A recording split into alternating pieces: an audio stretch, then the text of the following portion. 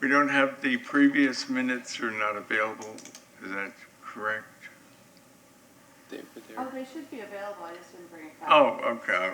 Well, then that says it for itself. They were there, yeah. Yeah, they were all part of the agenda package online. We don't print anything for the board, so Right. the links I were didn't. there. I didn't, so, okay, All right, so you need a motion to approve? yes. Okay. Second. So move. So moved. All in favor? Aye. Aye. All right. There are no citizens to be heard. New business? Election? Okay, this is your opportunity now to elect new officers for 2020. So right now, Mr. O'Brien, you're the president, so we're looking for a new president. Chair. I'm ahead of myself. Chair. I'm thinking of election, so we're going to elect a chair and a vice chair for 2020. Oh, good. Just seems like we did that. I know. We do it every year. Yeah. That's true. We've nominated. Well, is it, and it's allowed to stay? Yeah. We have to throw them out, or? No, I got it's the totally up to tissue. you. Oh. Yeah, you've done a good job. I'm here. You have a better dress than the rest of us at parliamentary procedure. I like you. Is there a second? I'll second. All in favor? Aye. It's easy. That was good. Okay, and now for our vice chair. Did we lost our vice chair during the year. Did we ever re-elect a vice chair? I have Mr. Groman as vice chair. Yeah. Oh. Did. Yeah, I think you're, Vice chair? Do we Yeah. motion? Make a motion. I think chair, you really can't make. I will second it. How about if you make the motion? I'd like to make a motion that you stay on as vice chair. second. I said, Thank you. All in favor? Aye. Aye. Okay, very good, thank you. Discuss the Marina market rental survey study update. Yes, every several years, we do a market analysis of our slip rents. So the last time it was done was in 2016, so just now in February, we redid it again. And in your agenda packet, you will have seen the 2020 market study, which looked like this, if you didn't print it out or had it. And then there was just another one from the Marina, Association of Marina Industries that looked like this. This was more of a regional one, but it did talk about the Gulf Coast region, so I put it in there just so people could see the difference between that. So I've got a lot to talk about too, but I thought if anybody had any comments on the studies, or if there was anything you didn't understand or wanted me to explain before I went into some of the things that I want to talk about. It's pretty much showing what we thought, that our rates are way too low. That's a common theme in all of our studies. Yes. So, well, okay, then I'll kind of explain what I see in the study. I'll just comment on this one first. This is the regional study that was done, regional, I mean statewide, not statewide, countrywide. And it talked about different rates for the Gulf of Mexico. And on page 13, it lists rates for covered slips, uncovered slips, in marinas and such. So that was really the only one that applied to us. But according to this study, all of the participants in this study that reported their rates, we are still low. Clearwater rates are lower than the rates that this study produced by about 10%. And this is for our commercial and transient slip rents. These are just our regular boats that we rent to everybody. I'll talk about commercial slips separately. So that was really the takeaway from this. And then it looked in here some of the other things that other marinas provide. The one thing I thought was pump outs. 41%, only 41% of the marinas nationally provide free pump out.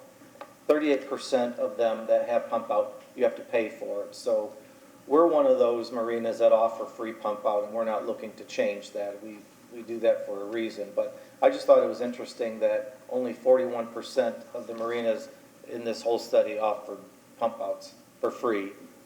So that's a good thing for us. And this is, again, this is all types of marinas, private, that's why you have that. You pay for everything when you're in the non-private sectors or the private sector. But municipals, you know, we're a little bit different there, so. Then to the Clearwater Study, again, when you look at all of the information in here, and I've tagged some things, and I'm going to start first talking about the recreational boaters. Those are just the regular folks that have been in our marinas and our transient boaters. And industry-wide in Florida, we are pretty much on target for those slip rents. We're not the highest, we're not the lowest, we're kind of in the middle there. So in talking about what kind of increases should we do this year, do we need to increase at all? Looking at some of the other marinas that are higher than us and have less offerings than we have. So I think that we're probably on track to have a increase in the residential and transient slip rents. Now every year I'm able to ask the city manager to raise those rates, and I have the ability, the city manager has the ability to increase rates up to 10%. Now, I'm not suggesting we increase recreational and transient boaters by 10%. My recommendation is going to be 3%. And when you talk about 3% of a small number, I mean, it's really not, it's not a big increase. You know, somebody's rate might increase $5 a month or something like that. So it's not a huge amount. So I wanted your comments on that, knowing that Clearwater's not the highest, not the lowest, but regionally, you know, we're in a superior location, and that's why our rental rates are not our rental rates, but our occupancy rates are high. We have a high demand to be in our marinas, and it's always been like that for a long time. Could you refresh me? We had some discussion some time ago about a fee based on footage or a fee based on the slip. Which did we wind up at? Well, that was for commercial, so Oh, it's we'll talk only for about that commercial. after Okay, this. This sorry. is for our recreational and transient boaters. It's industry-wide. It's length that we charge for, based by the foot. So if you come in with a 30-foot boat, our rates are $10 a foot. You'd pay $300 a month. So what increase to the budget would that do? I mean, like projected increase for that particular sector, how much would it add to your budget? Well, we had 200 slips available, and they're all different rates, so it'd be 3%. I don't have that number yet, but it's not a huge number. It's keeping us up on par, because as other rates change, you know, for the recreational boaters, they don't pay for water, they don't pay for certain things that they're using, but we always pay for them, and those costs are always going up. So to keep us just par with our rates, we have to do some sort of increase, because water rates, you know, the old saying, remember when water was free? Well, that's not the case anymore, and the water rates are constantly going up. Trash, and I'm going to talk about trash in a moment too. Solid waste rates are very problematic for us right now. So just to keep us on par with not, you know, losing money. We're not losing money, but to stay, Keep the margins. keep our margins. That's why I'm recommending the 3%. That seems reasonable. I looked all the way up to Homosassa, went to every place around. This is the only place that'll take a sailboat that draws 4 foot. Dunedin won't, because you'll go aground all the time. Trying to get in there, yeah. Yeah, and they're going to have a big surcharge over there for dredging the marina, because a lot of boats are on tilt. And as you go right up alternate 19, nobody wants a sailboat. I mean, this is the only place that you can find deep water. Yeah, and that's a big plus. Another one of the reasons that people want to be here, and they're enjoying being here. So So- should we be at the higher end? Well, I'm a recreational sailboat, 25 foot. I feel like I'm at the higher end, but I understand where he's, there's nowhere, if you go down towards John's Pass, it's double. It is exactly, it costs me about $6.90 a month if somebody wanted me. And really, they just don't want sailboats. And I don't blame them. They show up on Friday with a crisp white shirt and a crisp $20 bill, and come Sunday, they haven't changed either one of them. Mm-hmm. Sorry, really old powerboat joke. That's very true observation. My only complaint, and has nothing to do with the marina, it has to do with the parking. The new rates are $40 a month, and Are you at the beach? no, out here at the beach, yeah. And so I think I paid $240 last year for parking permit, and this year it'd be $480.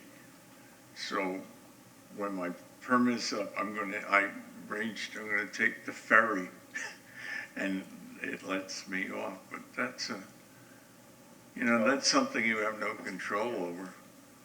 Yeah, unfortunately, we don't have control over that. It's part of parking system.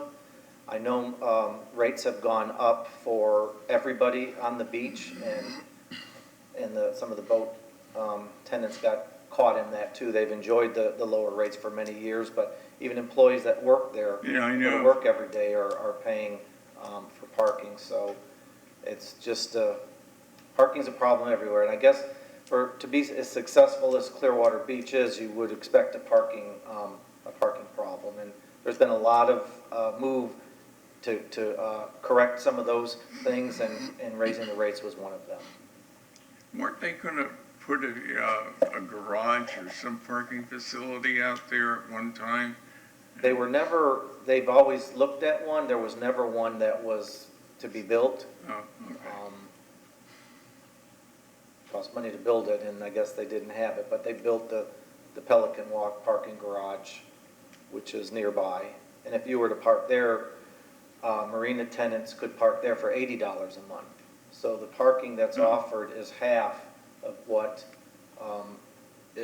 anybody else is paying for a monthly fee Right. I in the didn't know garage. That's pretty cheap, actually.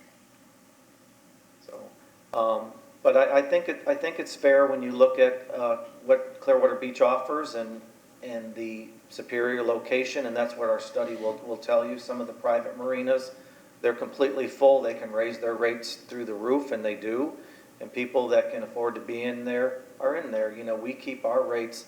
We're in a municipal marina. We're not in it for price gouging, but we're in it to stay sustainable ourselves.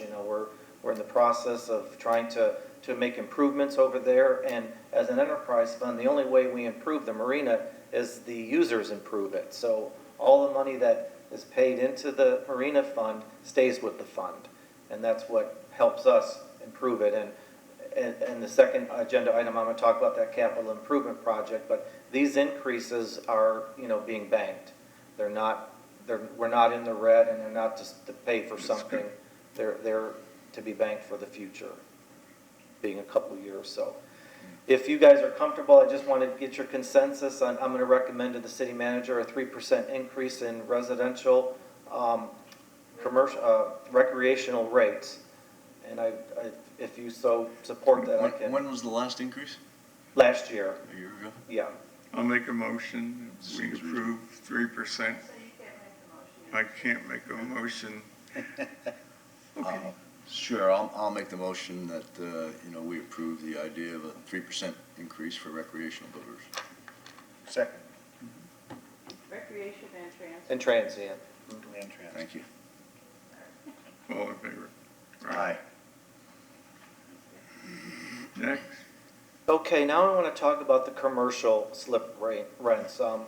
all of the studies that we've done to date, and I have a summary of them back over 20 years, there isn't a single one that says Clearwater's rates are under market. And we have, over the last 2 years, we've increased the rates on the commercial slips by 10%, 2 years in a row. And has that made us over market? No, it has not. It hasn't even brought us to the market rate right now. And when I say that, it's hard to even predict what a true market rate is because there are no other marinas that we can compare ourselves to because of our offerings. You know, we have 50 commercial slips here in Clearwater.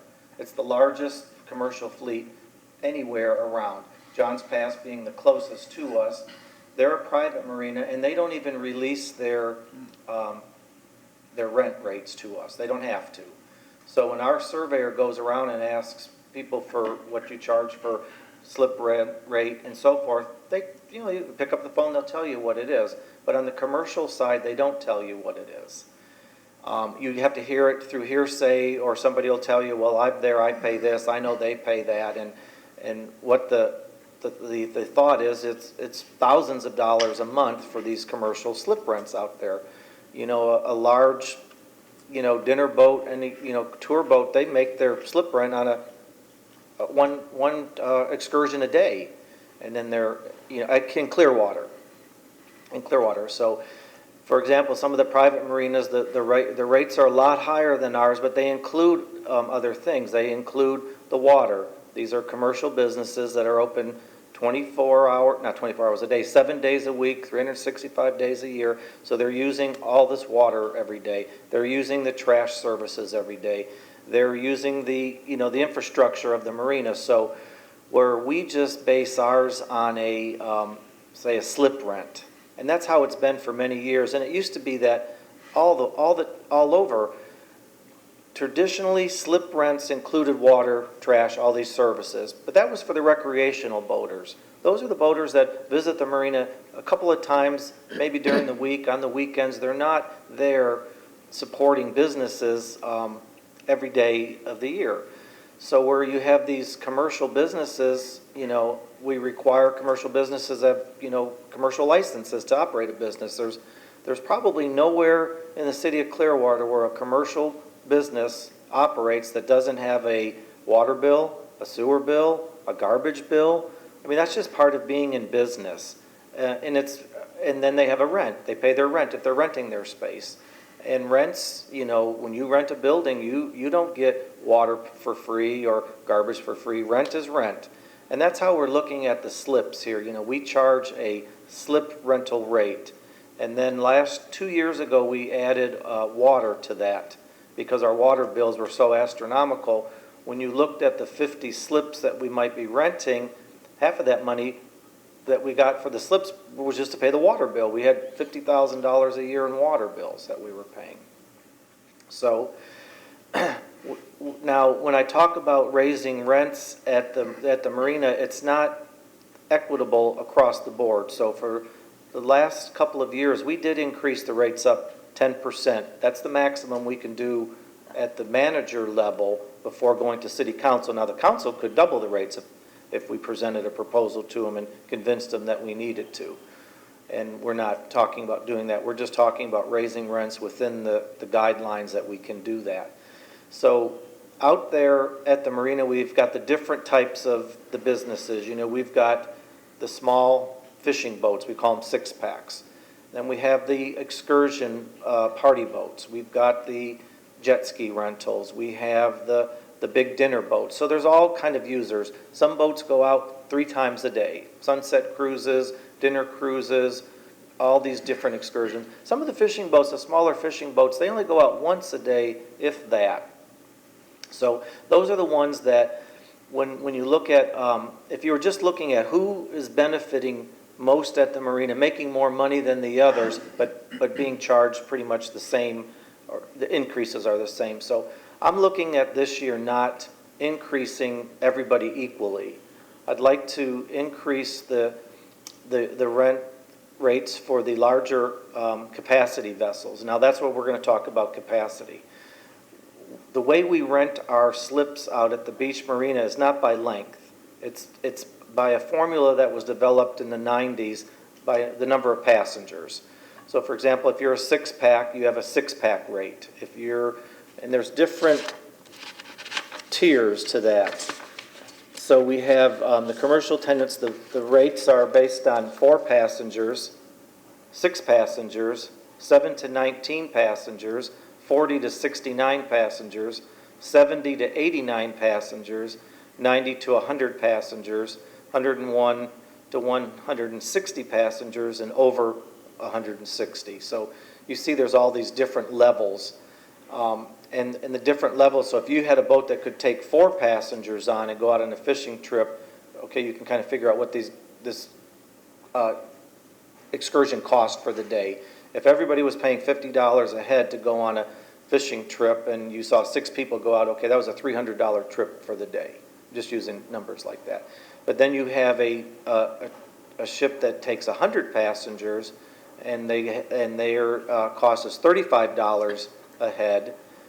So you can do the math. So you've got some of our businesses out there doing very well, and some of them are still these smaller fishing trips. And we're even seeing now that some of the smaller fishing boats are selling their businesses, and the new businesses coming in aren't fishing.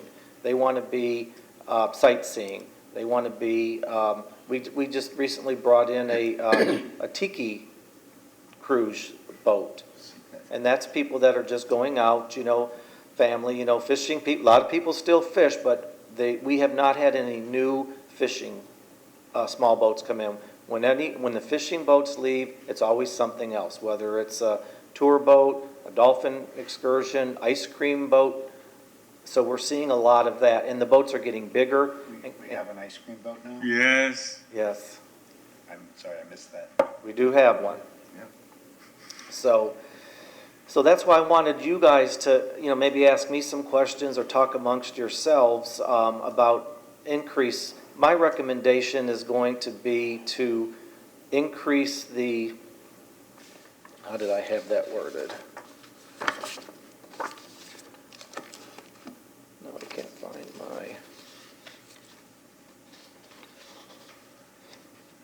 I wanted to increase the commercial and just the commercial boats by 5 to 10%, saying that 5% is going to be for the smaller fishing boats and 10% through 10% for the larger capacity boats. And there may be some 7% increases there in the middle. Not just do a blanket increase of 10% or 5%. I think that some of the smaller businesses that are trying to make it out there are impacted more by an increase than the larger businesses that don't necessarily see it. And when you talk about a 10% increase on a fishing boat, a fishing charter boat right now, a 6-pack as we call that, the base rate on that for a slip at Clearwater Beach Marina per month is $520. That's a month. Now, That includes the water and the electric and? no, they pay their water and electric. That's just that's their base rent. Okay. So now if you go Google any of these fishing excursion trips, you'll find out that these half-day fishing costs for these boats is basically $500. It's $125 a person, depending how many people go. So these guys can make their rent in one day. And then if they the rest of the month they pick up these charters. So you can start to do the math what the guys are charging and what they're making. And the larger boats, they take out large crowds. Now the boats aren't full every day. Now don't misunderstand me. You could have the pirate ship, for example, which can hold 100 people, go out 3 times a day during spring break, and you can see it's full all day. So I mean they everybody makes their money through the season like anybody else. It's like any other business, Restaurants, you got empty tables during the slow time, and they're all full during spring break. So these guys are no different than that. But one thing about Clearwater Beach is nobody's leaving because the rents are too high. Nobody's leaving because they can't make it there. We have a waiting list a 20-year waiting list to get in for a commercial slip that nobody has gotten in yet. So if the rents were too high and people were leaving, we would know about it. It would be quite obvious. So that we don't have that kind of a problem. We have the opposite problem. Everybody's there because the rents are reasonable and they've been there for many years and they want to be there for many years into the future. And as the beach has grown more popular, beach walk, hotels, foot traffic has picked up, so they benefit from all of the things that have been there. And they've hung on in the tough times too, so don't get me wrong there. But nobody left during the recession because they couldn't afford to pay their rent at the beach marina.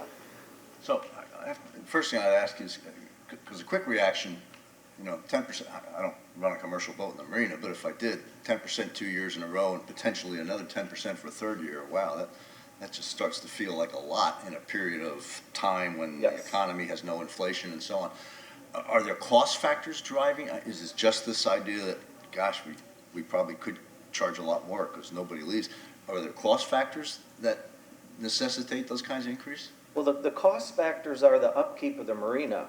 And right now, we have an aging marina, and when something goes down, it costs a lot of money to fix it. So we are constantly, like I said, all of this money goes right back into the fund. So the cost factors are, okay, market rate.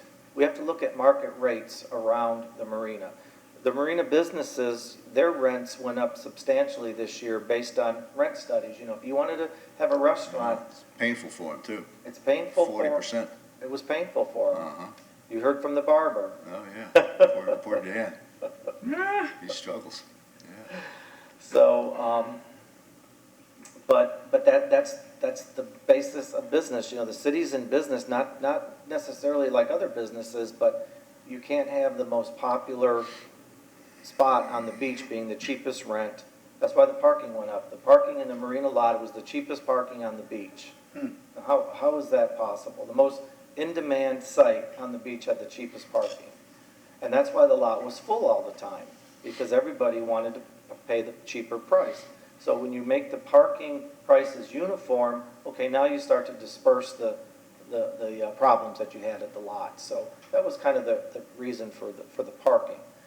But for the rents to be suppressed below market, that just doesn't make sense from a business standpoint. That's what we're trying to do. So if raising the rents $50 a month for a fishing boat, when the same fishing boat is 3 times that in John's Pass, is that really a burden to the tenants here at the marina, who are, they're just like any other tenant. They come and go, but they never go in Clearwater. They just come. So even though John's Pass is a private marina, you said something about hard to get the rates, but you can call up and get. So in fact, the rates at John's Pass are 3 times, kind of across the board. Yes. Our rates are.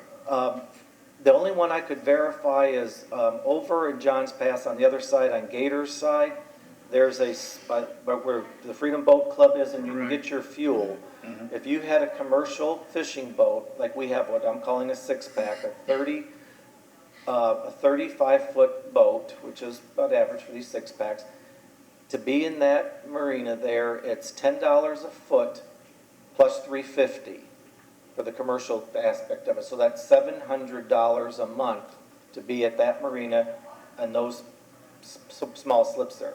Mm-hmm. So that's $700.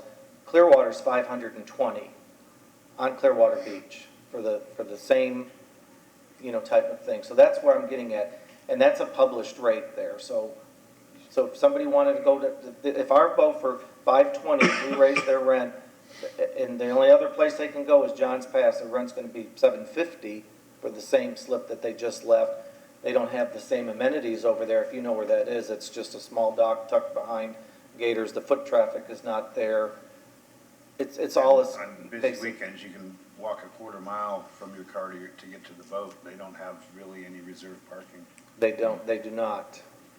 What is the policy? I own a little 6-pack fishing boat.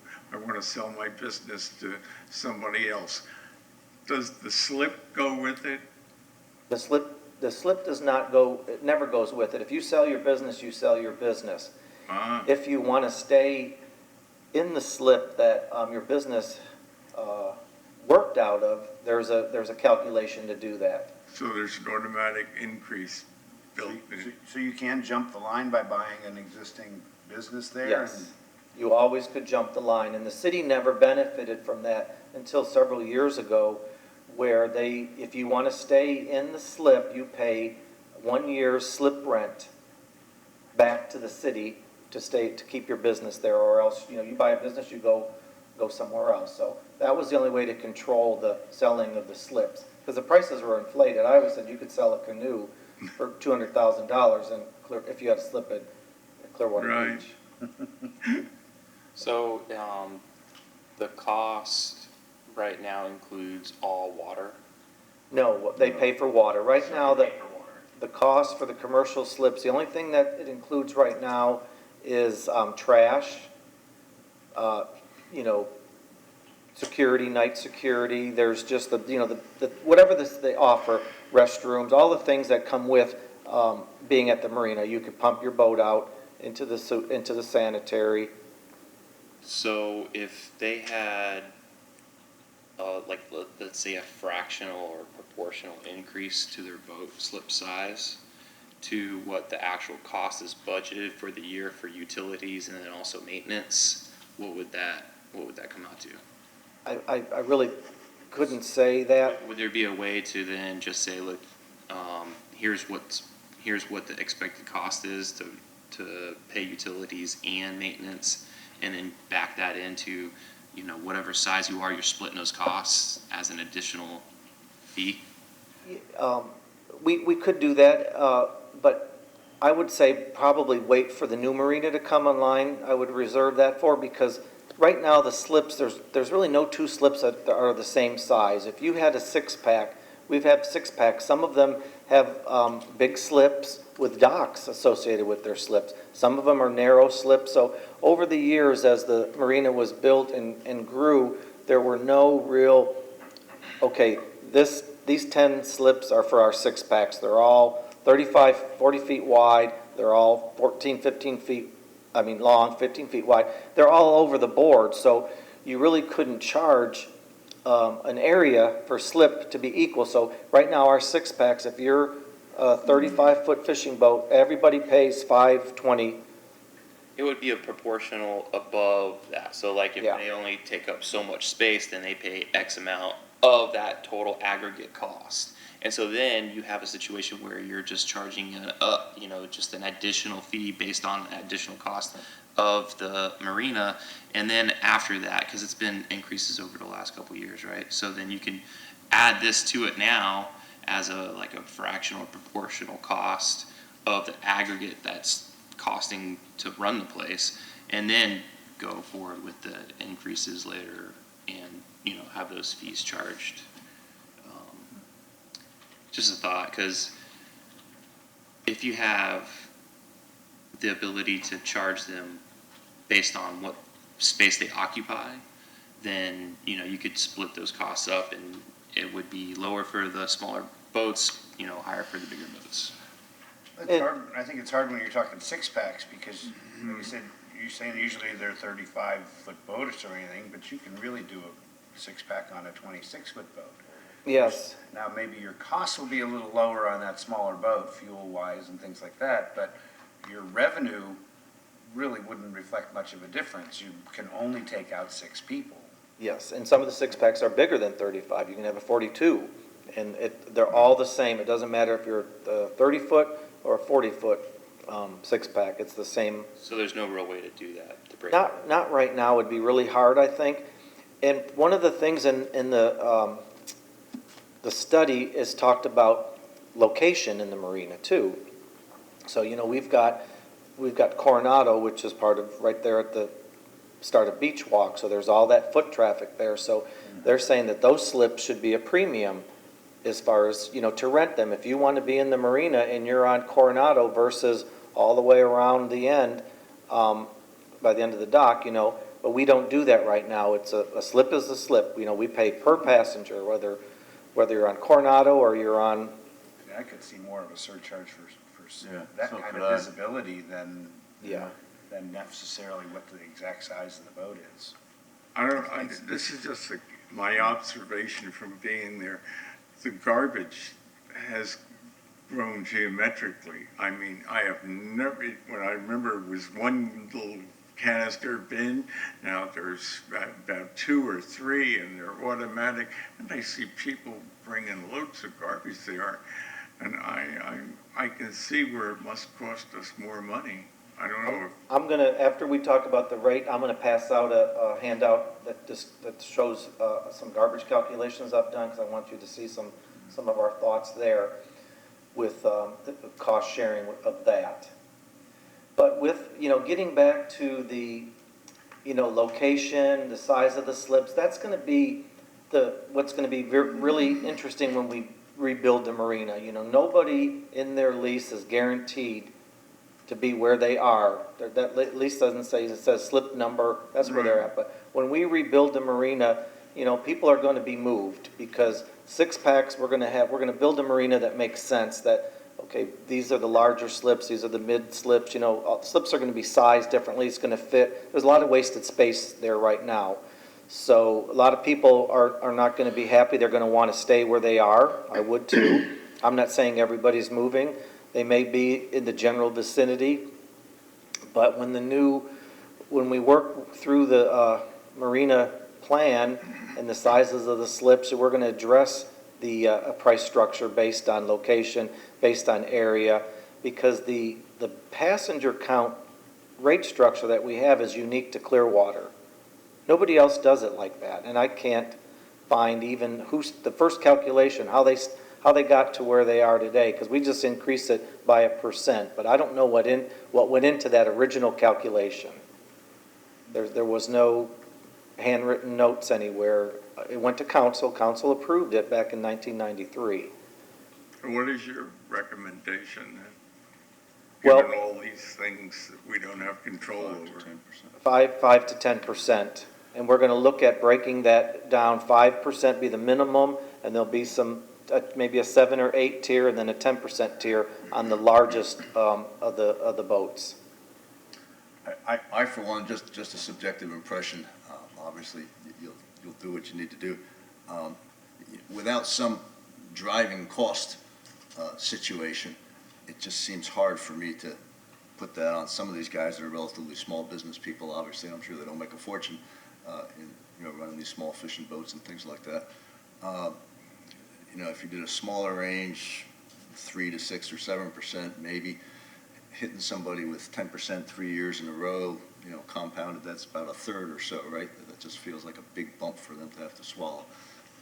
But it's a subjective thing, I recognize. Well, for example, if you had a 100-passenger boat in the marina, and you could take out 100 passengers, the rent right now on that boat is $11.75 a month. So 10%. That would be like the a Calypso 10%. Queen? Well, no, that would be that's bigger. Is it really? That's over 100 passengers. Somebody like that, the Calypso, would be $12.93 a month to keep that boat in the marina. That's And the pretty cheap. footprint that. Yeah. So I mean, a 10% increase on $1,200, that's $120 a month on a business. Yeah, that puts it in a better perspective. Yeah, it does. No time. 3 people, 3 extra customers. Yeah. Yeah, 3 extra passengers pays your rent. So that's the type of, that's the way you have to look at it. And most of the larger, with the increases we've had over the last 2 years, it was just the small fishing boats that were vocal on it. I don't know if that was just because you can be and nobody wants to pay more regardless how much it is. But it's a cost of doing business. Say we approve it. And what kind of grievance procedure is there for these people? I mean, They're gonna end up in front of the city yeah, council right. screaming, or? how, you know, the guy says, I'm not gonna put up with that, and then where do we go from there? I mean, how do you, I don't think the 10%'s out of line when you give it that way, but the little guy says, I think I only deserve 3% or something. What kind of procedure? I don't wanna create Well, something. I don't know if we have a procedure, you know, but in like real estate, you know, if you owned an apartment complex, for example, you know, they say that you raise your rents till you have people start leaving, and then about 80% occupancy is the sweet spot, you know. And I'm not saying we're gonna raise our rent, we don't want anybody to leave, and nobody has left with raising the rents, even the building tenant rents. But over the years, the beach marina has grown, and it's always been under market. And if you want to be in a world-class market, you know, we need to make some improvements over there, and that's what the new marina is going to do. And the city's going to be spending more than $15 million to rebuild that marina, and some of that cost has to be. And that kind of is the thrust of what I was trying to get at with my question. I mean, if there's a question of generating more revenue to help fund the improvements that are coming, that's a little more defendable. And obviously those improvements are really significant. Yeah. We talked about I would like to before. see it pegged to cost somehow. Yeah. See, the marina does not operate on general fund. It Right. survives on user cost. Exactly. And over the years, there's been no money banked from the users. It's been just what comes in goes out. It's that kind of a, you know, the old thing, you got to have enough money in your savings to weather the storm for a couple of months. Well, we never operated like that. If there was a problem, you know, the beach marina was always in the red. So now we're starting to turn the corner on that. And, you know, I've got to do design costs over the next couple of years in the tune of hundreds of thousands of dollars for the new marina, and that's going to be paid for by the marina fund. There's no money coming from the city to do that. And that's what these increases are doing, and that's what we've shown for our reserves. You know, all of the money that we collect in the reserves at the end of the year, we balance our budget and put that money into our capital improvement project for the 23-24 rebuild. And that's how we've been doing it each year.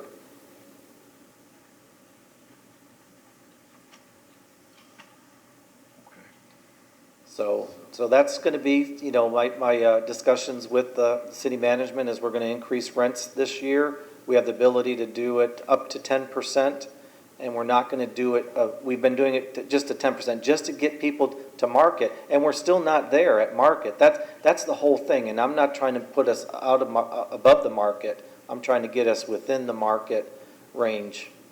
And the reason everybody is in Clearwater for generations, 10 years, 20 years, 30 years, 40 years at the beach marina, is because it's a good place for them to do their business.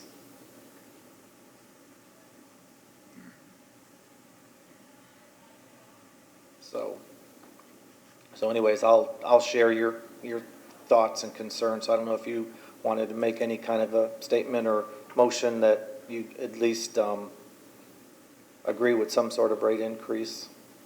I'd say that I agree with it. Not just that I like any rate increases, or that it's necessarily maybe a time with the suffering they may go through with this new virus, you know, epidemic or pandemic, whatever it turns out to be. You know, a lot of people aren't going to want to be closed up on those bigger boats. The smaller boats may be still fine because here's one little family. They know where they've been. They know they're not sick, and they'll go out on a boat with a guy. But I don't want to be on a boat with 100 people at the time. But I think we got to plan a little further down the line than what's taking place right now. Yeah. And I think we should be more in line with what the rest of the state is, or especially close to where John's Pass is. Yeah, that's why I was sort of against the flat just increase. Just if you peg it to cost, then they will be able to watch what they're doing. Plus, it'll correlate with what demand is for them, and if there's a some sort of cost sharing type of thing, then you guys can continue to grow revenues with other costs being paid for and subsidized by the users. So I'd like to see it based a little more on cost driven as well, but it's absolutely right and fair to include in that cost analysis the expectation that you've got to start spending money even now to begin to plan for the Right, so marina redo. projections, That's reserves, totally all fair. that included, and then have like a, I mean, if you, here's the cost, here's what it is monthly, plus maybe the reserve on if your top of fund is that. X dollars and doing design work next year means you need X plus Y dollars, Because if that's the, perfectly reasonable. if demand drops and these guys start really getting hurt, Yeah. then Does anybody feel comfortable making a motion that we raise the rates and, or clarify something? I mean, I feel like both of you, Right. you know, Can But we make a motion that any rate increases be at least partially based on cost drivers? Does that work? All right, I'll make that motion.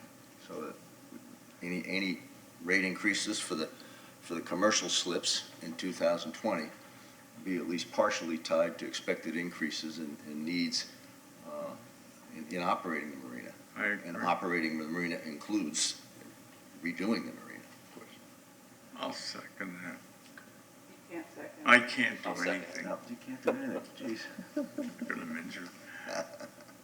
Vote. Okay. We've heard motions. We have a second. Yes. Everybody in favor? Aye. Aye. Okay, so now to continue on with cost sharing over there with the marina, the commercial tenants. You know, 2 years ago, for many years, when I came on board, they always identified, for the last 20 years, where were some areas that we could recover some of our costs. Water and trash were the two biggest areas because of the commercial operations. You know, every day of all year long, these businesses are operating, and they're using water and they're using the trash services. So 2 years ago, we started to meter, our water bills were just astronomical. Couldn't believe it. So we put individual meters on all of the slips for 6 months just to monitor usage, before we started charging them.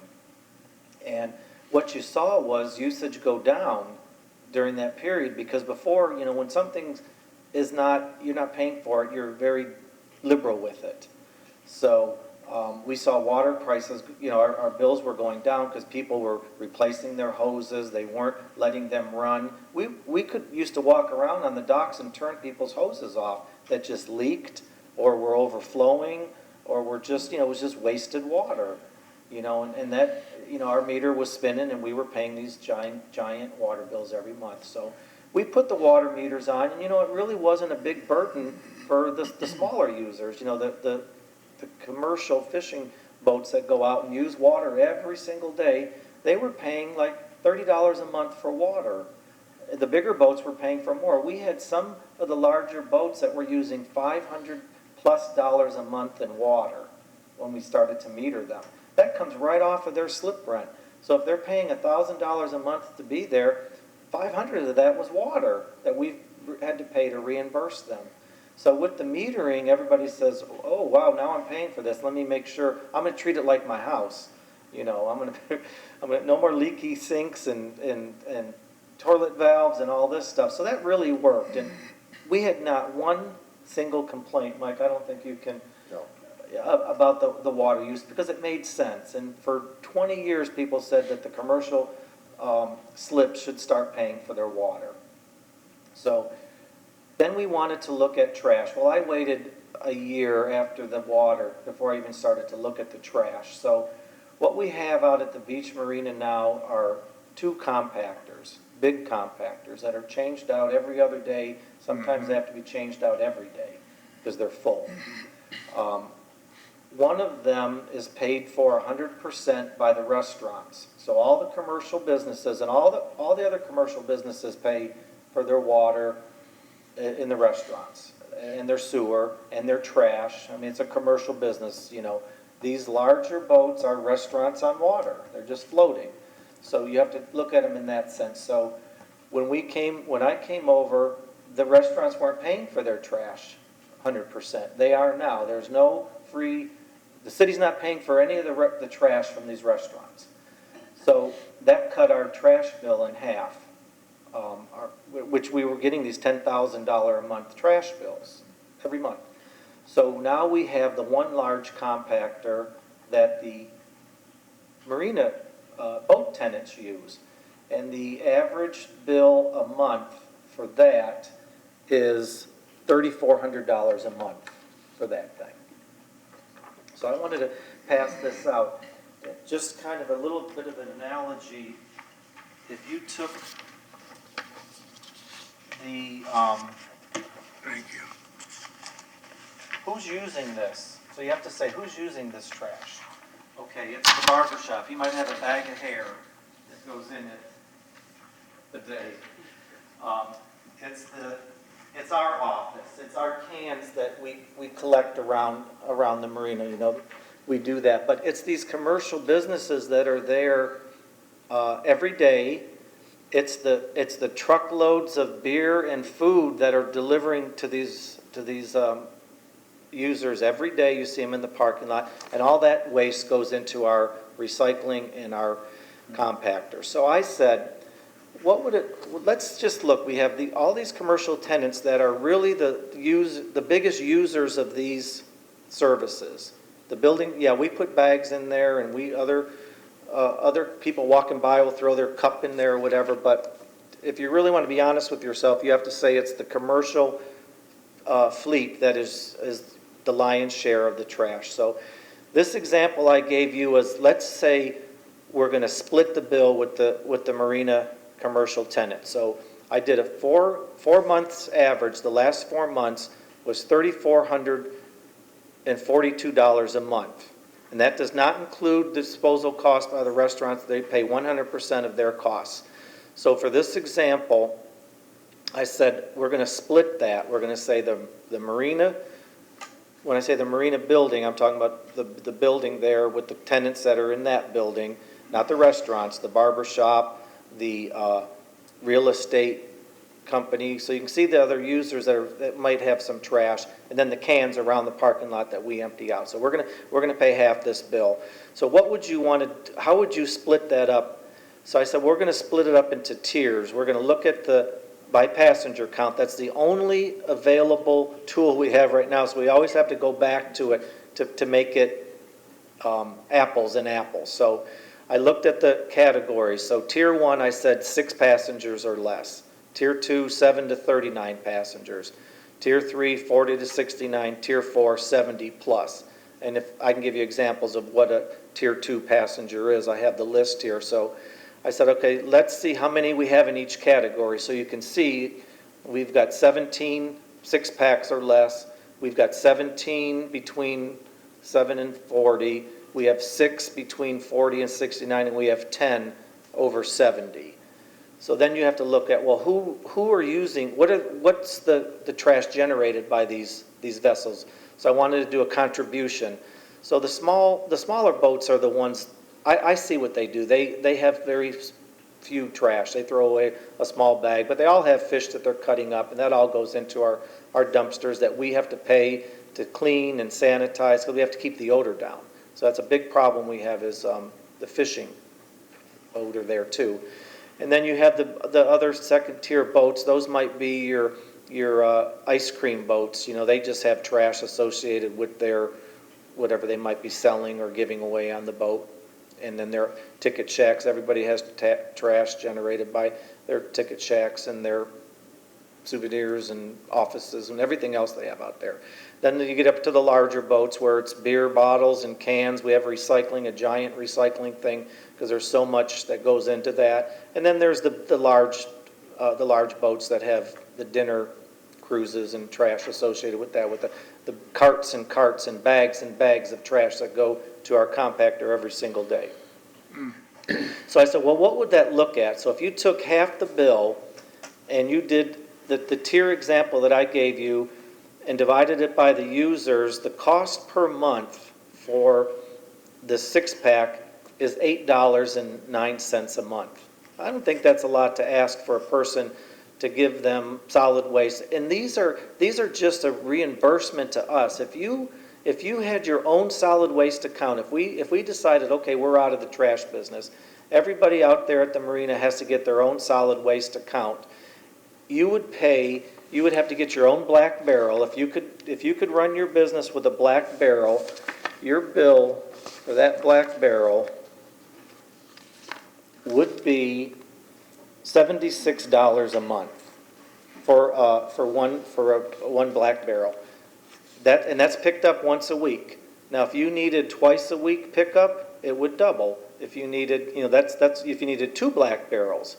So then if you needed 2 black barrels, it'd be $139 a month for your second black barrel. It's all about volume here. And then when you have your own account, then you have to pay, that doesn't even include recycling. There's a recycling fee. There's all these fees and taxes that we pay on our large account, and all I'm trying to recover is just the proportion of the solid waste cost, not all the other things. So it's a lot less impact if I told you that everybody had to have their own water account. Just like the water and the electric, we have the master meter, and you pay for exactly what you use. And then I've got to do all the billing. I have to do all the reading. I got to do all the invoicing. There's work that goes into, we lose money by getting having these people pay us back what we've spent. So it's a business that that benefits the users. It's definitely not, there's no money made in getting our money back from utilities. So I'd just like to clarify. We've just raised the rates for the commercial people, and that rate increase does not include the garbage. no, this is another. This is a surcharge. Yes. Yeah. Right. This is something to consider Yeah, with just the wanted to make increase of sure. the rates. I'm just saying, This, by the way, is at least a defendable Yes, rationale. this is very defendable. But to go back to the earlier point, does John's Pass, do those people pay for trash collection separately? it's all included in their rent. They're triple, Which is what it has been in Clearwater. yes. And now we're suggesting that maybe it It's changes. it's never been in Clearwater. Yeah.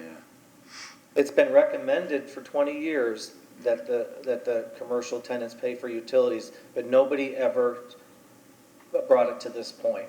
See, I like this, and then Yeah, I do too. instead of the 5 and 10, Right. do this plus your reserves and things that Yeah. you can justify for the increase, and it might end up coming out to I 5 and agree. 10%. Right. But it would just be justification for it. That's all. Well, the trash makes perfect sense, and I'm not suggesting 10% increase, all this trash. I'm just saying these are some of the vehicles that we can use to recover ourselves. We're the master account, so I don't need all these trash compactors, and I got to keep them empty and clean and pay the bill on them, and no, there's no benefit to me other than to keep my customers happy that are using it. So in this example, though, if you were the tier 4 and you were paying for trash $103 a month in this example, that's for running your business every single day. That's less than an average single-family house water, sewer, garbage bill. It's $103 is the average for a single-family. Right. No, it makes sense. If you live in Clearwater, you know your bill Oh, yes. that comes in. Right. But for commercial, it's different, For commercial businesses, they don't operate out of the black cans. They operate out of the bigger, a black can that's 96 gallons. That's half I learned all this stuff that I did. It's a half a cubic yard. So 2 of those black bins is 1 cubic yard, if you could think of that. And most businesses have either 2 or 3 of those black bins, or then they go to the bigger 5 cubic yard or 10 cubic yard dumpster style things. And those dumpster costs are astronomical for businesses, it's hundreds of dollars a month for a dumpster.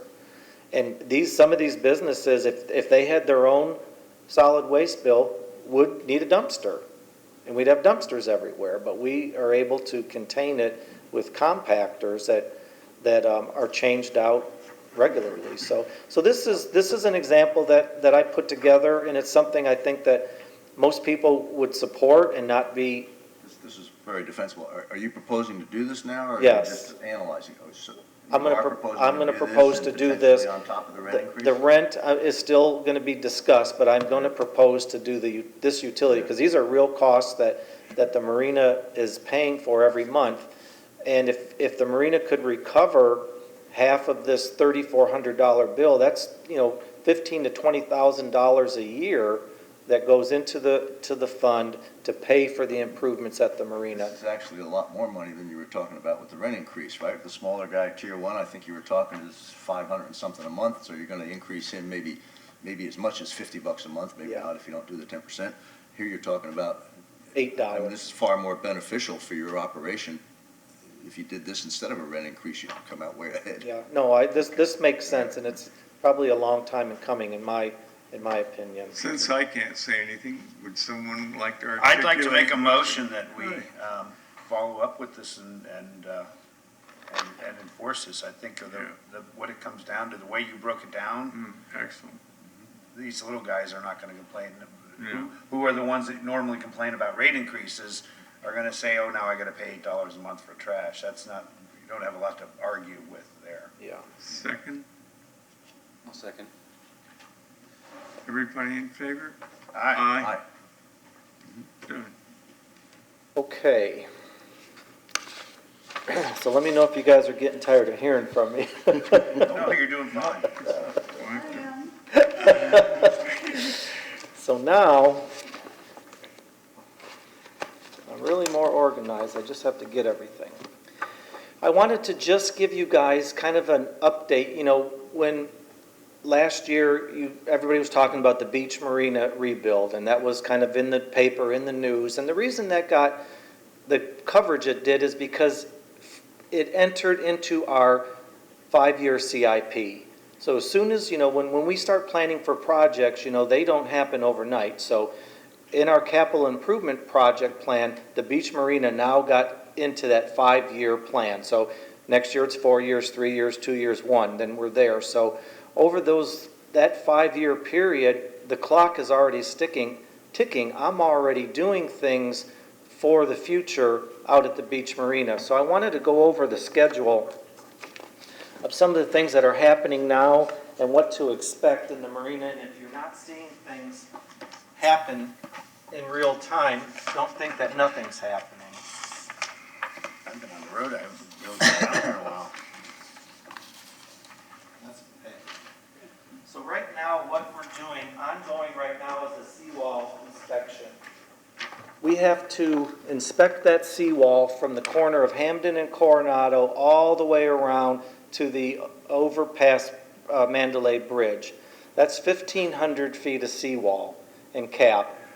All seawall that is very aged and it needs to be repaired.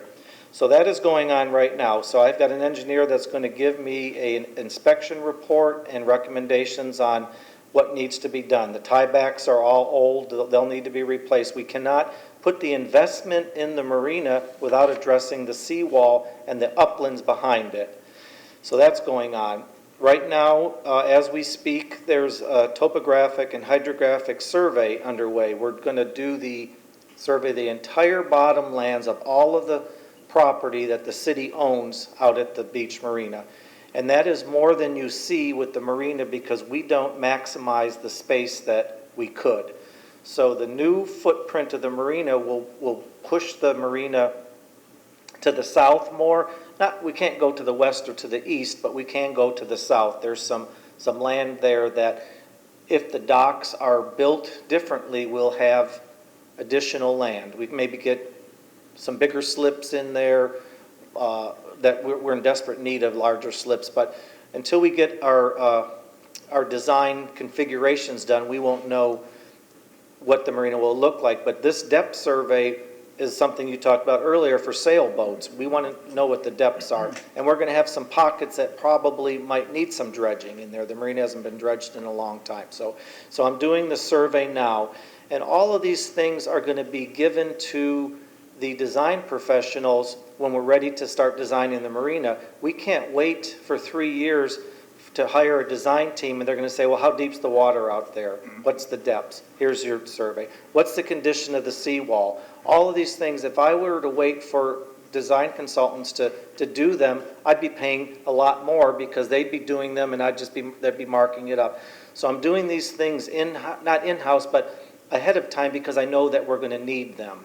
Are they able to use those docs when they go to do their project? Are they able to use those documents when they go to do? Oh, yes, And these things, this topographic survey, the seawall, this is all paid for out of the Marina Fund. These same costs that I'm saying that I'm incurring now are paid for by the users, which are the commercial business or recreational businesses. So those are costs that are happening right now. We've already did a utility assessment. We've got utilities out there from the 70s. You know, all those panels are corroding. The report that we did, and we did all of this, the load calculations, what people are using, all of these bigger boats, everything is, you know, the system is stressed. And the summary of the electrical report said that the system is beyond its useful life and must be updated or replaced. So that's not a very good recommendation, but I knew that going in, but I needed to know what the loads were, how many breakers I had, all these different things that are out there. So now when I redesign the new marina, I give these boats aren't going anywhere. These same boats are going to be there. This is what the demands are. So they will size the electrical portion based on existing conditions and then room for growth. So that study's already been done. So we'll hand that to the design professionals. We've already done a feasibility study on the marina, and this was done back in '05, but it really had a lot of useful data in it because it talked about the submerged land and the limits of the marina, and it had some variations of different slip configurations. So that'll all be used in the report. And then the utilities behind the marina, all of the marina utilities will have to be upgraded. The water and things that are going to go through the seawall out onto the docks.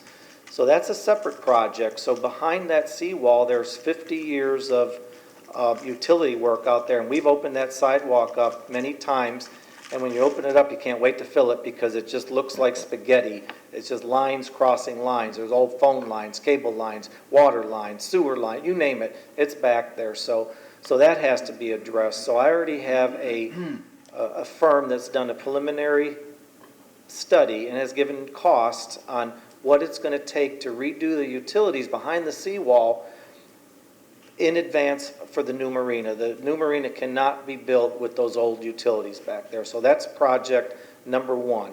Will the new seawall height take into account the change due to climate, which is meant to be? Oh, question. I saw on TV around here, it'd probably be about 2 to 3 feet. So you'd have to raise the seawall.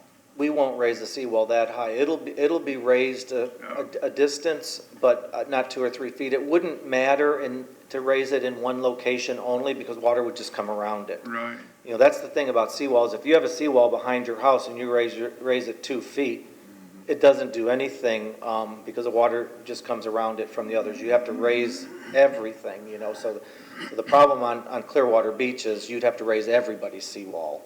So you can't just raise it in one location. But it'll be a bigger, robust cap and seawall, but it will not be raised substantially.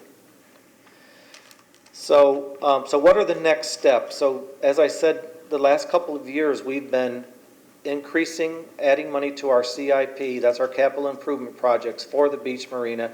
We've been balancing our budget after the end of the year, and all of the reserves, what would normally go into reserves is going into that CIP to pay for these things. So beginning the fiscal year, which begins October 1st, 2020 through September 30th, 2021, I'm going to put out an RFQ, a request for qualifications, to bring on a design professional to start the design on the new marina, giving that team all of the stuff that we've already done that they're going to need anyway, and requests that we have. So they'll have a lot of and they'll still need more stuff, but the basic stuff, the most important stuff that they'll need, they'll have in their hands.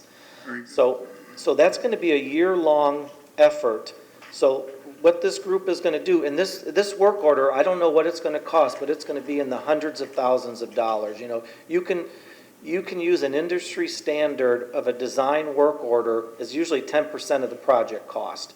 So if I'm telling you that we have a $15 million marina upgrade, you could expect a design cost of over $1 million for that. It'll get smaller with, you know, as things go down, but rule of thumb is 10%. So we have $1 million in design costs before we even build the marina. And what's important about that cost is my real money for the marina is not available until 2023. That money for the marina does not come available for 2023, 2024, $15 million, 7.5 each year. I need $1 million before I get my construction money. Where does that come from?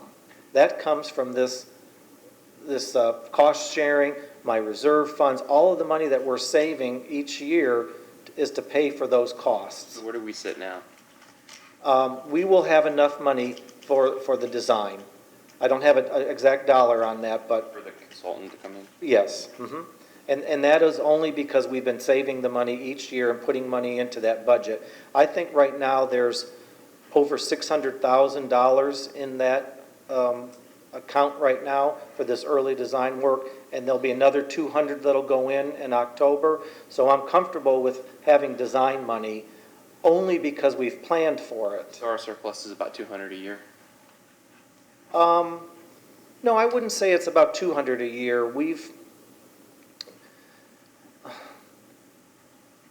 I will get back to you on that. I don't want to use a number like that because the money comes from different sources. You know, we have 3 enterprise funds.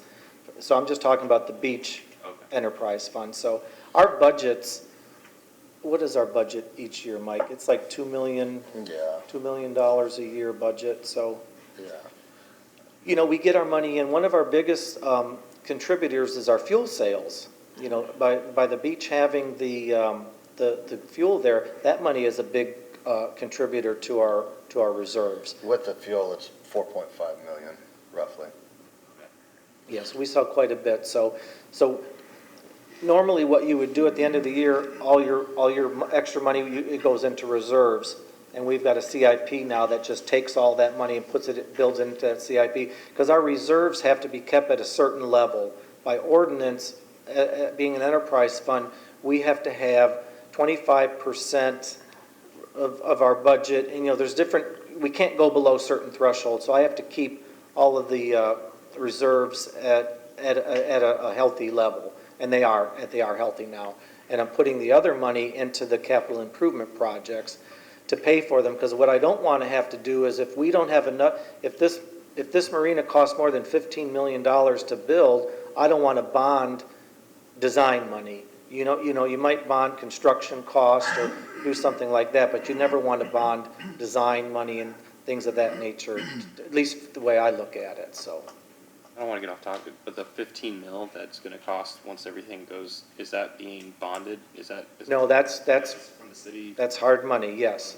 So right now we have $15 million plus whatever excess reserves that are going to be available. And the way that I'm doing this is we're going to do an RFQ for a designer, and then at 30% design, we're going to bring a construction manager on board. I'll do a second RFP, request for proposals, to bring a construction manager at risk, they call those. The biggest problem you could ever have is to design something you can't afford or you can't build. And that's why this mechanism for design construction manager is that at 30%, they already do a constructability analysis of what the design is. They're the industry professionals. They will make recommendations to the designer where the costs are, what's driving the cost of this project. Then you have some value engineering start to come in. So what a construction manager does, he takes the project early on and saves the project money from a designer doing something that you have to redesign at the end. If you did a traditional design bid build, you design a project, everybody's in love with it, you put it out to bid, then you find out you can't build it. It's too expensive. So the construction manager, he's like the project cost and review guy. Yes. And he works with the consultant, with the architect, with the engineers to do that constructability analysis to actually have a product at the end that you can build. Meanwhile, the designer is doing the design and doing the permitting for it.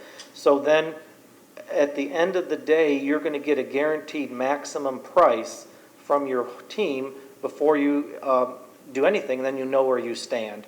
So that's my goal now, is for next year to do bring the designer on board to start working 30% plans, and then have the construction manager to also work with the phasing. The biggest problem we're going to have out here is that it's an active site, and it's going to be done in multiple phases, and somebody's going to have to manage that. And the only one that can manage it is going to be the one that's building it. So I can't tell a construction contractor to do this first, that second, this third. They're going to have to decide where the demo occurs first. You know, you're going to demo this section. These 15 slips are going to be impacted. Where are these 15 boats going to go? How are these businesses going to operate? How are they going to sell tickets for their business? Where's the kiosk to do this all going to be? Where's the ice machines going to be for them? So there's a lot of stuff that's going to be built into the constructability and demolition plan that I need a construction manager that's actually going to be in charge of that. The city cannot be in the way of a construction contractor on a project like this on Clearwater Beach that's as busy as it is. So the construction is going to take 2 years because it's not a clean slate. Downtown, we built that in a year, but nobody was in our way. We had the luxury of a barge, could sit wherever it wanted, we could drive piles, we could do all this, and people just stood and watched. Well, now we're going to have a lot of people watching, and they're going to be watching their businesses be impacted too. When's my dock gonna be done? Right. So I just wanted to share that and just give you an idea, you know, because people are saying, well, what's it going to look like? When's it going to start? It has started in the sense that there's background stuff going on for the eventual project. Very good. I don't know if All anybody right. has any questions. Thank you very much. Is there any other business to be taken up? When we canceled the December meeting, there's no new business or anything, and then like, I swear to gosh, the next day, there's a story about the cost of overruns or something of the bathroom at the Seminole Marina, or people were questioning why it was so expensive. I can speak to that. I should know what's going on here, but our meeting was canceled. I was just kind of surprised that I'd see a story like that, like within days, literally, of our meeting being canceled. Yeah, there was. That's the Seminole restroom bathroom. What happened there was that on the council agenda, engineering took that project. That was an engineering project, even though it's on the boat ramp for us. We're going to be the project owners. And the question came, oh my God, $1 million for a bathroom. Why is this so expensive? And the reason it was expensive was because it's being built in the flood zone. So in order for that, and then the question was, well, can they build it out of the flood zone? What would that look like? So we did an analysis where that restroom could be. There were 3 locations that were chosen. One of them was next to the Playhouse Theater to the west. One of them was on the point, all the way on the water, and then one was right adjacent to the docks. If you wanted it out of the flood V zone, you'd have to go all the way up to Osceola to do that because of the elevations. It'd be east of the theater, 500 feet from the boat ramp. So the area up there was the new parking lots we built. So we would lose our parking to put a restroom at the top of the hill and then have people competing with the parking lot and the trailer traffic and the boat traffic walking 500 feet to and from this restroom. So the pattern we chose was we didn't want it by the Playhouse because you're still going to have to cut across boat traffic. We didn't want it on the point because then you have to walk in front of the ramps. And most of the traffic that goes to the ramp, if you're driving down Seminole Street with a party of 4, you stay in line till you can get to the ramp. Once you're next, say you're the next car to launch, your other 3 people get out. They stand there. There's the restroom. They're using that area to wait. Dad puts the boat in, and then one person parks the car. So it's like a drop-off point. So rather than, and if you had a restroom at the top of the hill, you've got mobs of people in the parking lot. So, but we did do the constructability of it up at the top of the hill, and it really only saved about $80,000 if you were to do that. So it wasn't really beneficial for us to build it up there. It still needed a lift station, that's the cost. If you'll notice anywhere, all of these restrooms are elevated.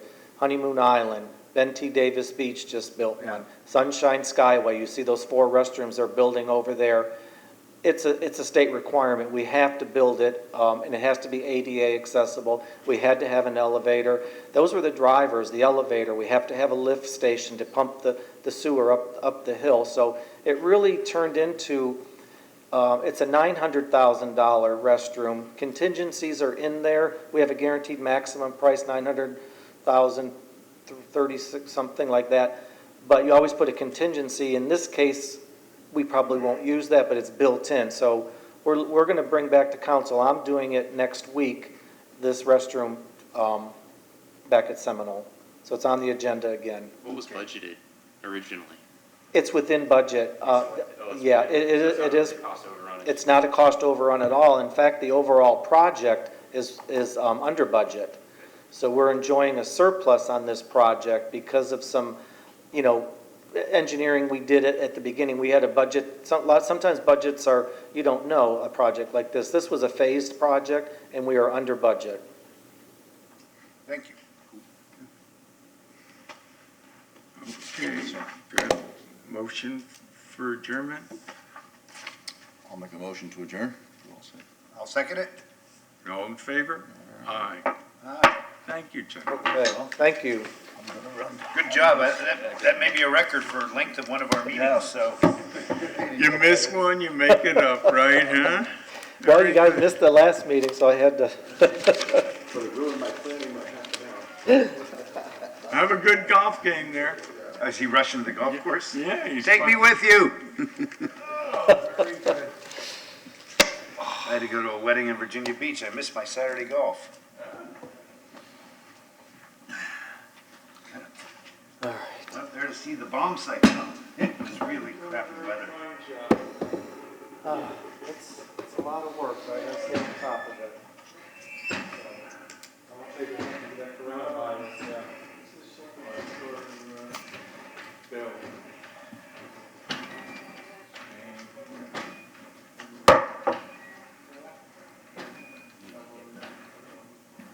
Steph in here was disinfectant, but DA's Okay, thank you. dirty, dusty. Oh, I know, well, they're supposed to be cleaning it. I had been telling them to clean it. It's not easy, trust me. Thank God you're here. See you soon. Thanks. Good job, thank you. Okay. Oh, my Where are you gosh. walking now? I'm going home, my dog's sick. Cramping up.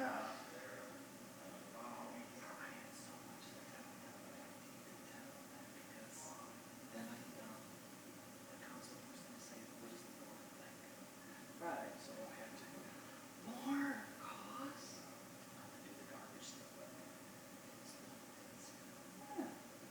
You need plenty to build your marina. You just, well, we need a couple drinks tonight. Yeah. You understand it, but I am over there on a shoestring budget, trying to do everything. If I don't recover any money, And just trying to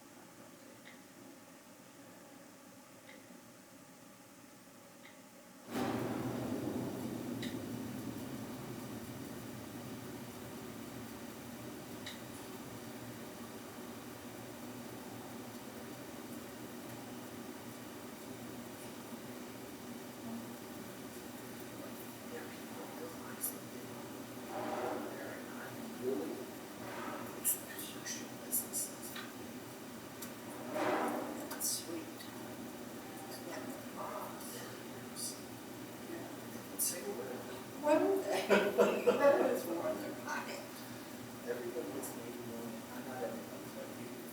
I'll tell you what,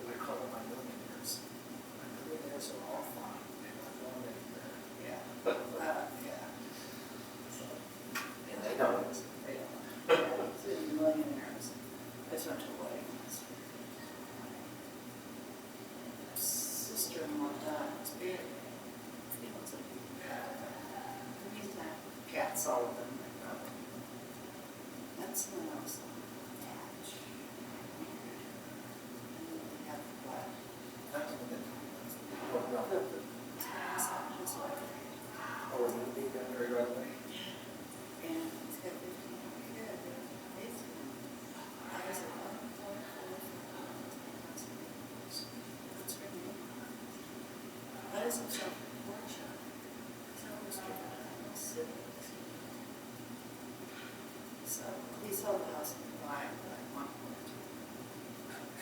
This was too big. And it's this huge house. His 15-year-old son was late wife's brother. His new wife's cuckoo son. Wow. It was just a phenomenon.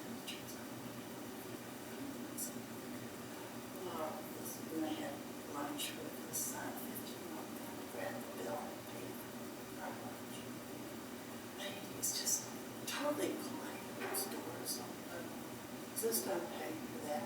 We got that, this gardening class. Just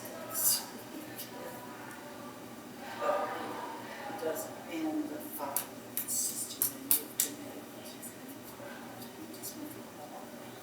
Why? That's your delivery. Why? His mother found this. His dad.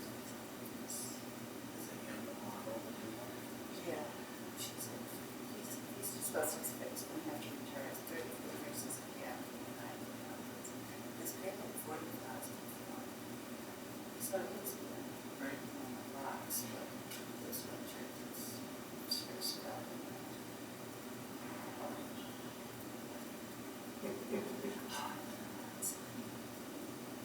Oh, it's like showing the rocks. It's all those Asian islands and stuff. But who my son's referred to as Pelican Conrad. So I was going to put some God in this place.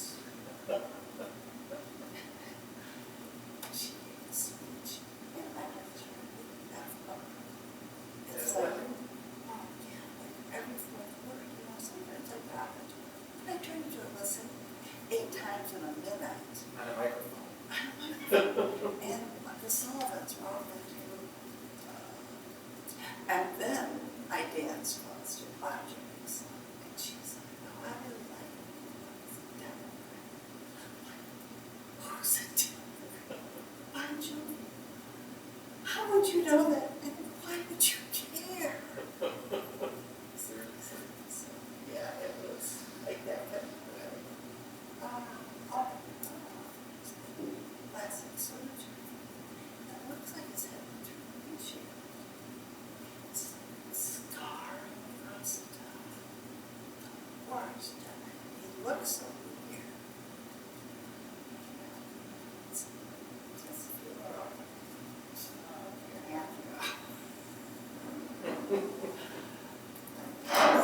he's my millionaire than I am. Yeah, it's not my money, I'm really expensive now, but Life, we should put his son. first, yeah, this is president. Oh, I call it the model never deal syndrome. yeah. Well, we thought the whole recovery plan because my husband's mother, his father died at 47.